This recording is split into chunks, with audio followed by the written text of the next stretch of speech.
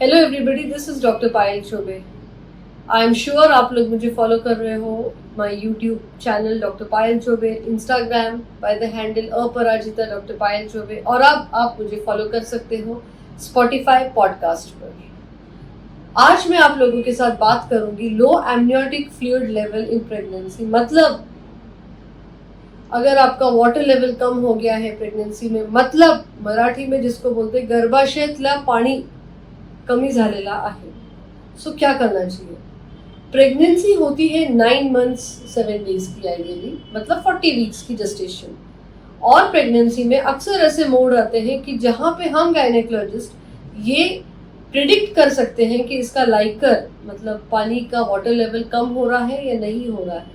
कुछ कुछ कंडीशंस में हो सकता है, जैसे hypothyroidism, they are at more risk for low Likert.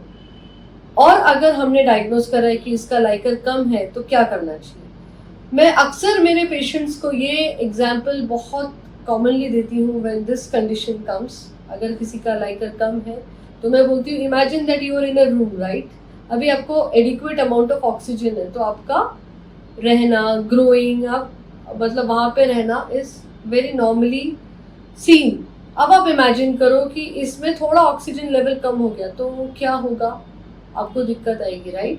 Similar situation happens when there is reduced liquor in a pregnant uterus, तो वो बेबी की ग्रोथ के लिए this is the first sign of intra uterine growth restriction. अक्सर doctors usually बोलते हैं कि आपका अगर लाइकर कम है तो आपको डाइटरी चेंजेस बोलते हैं।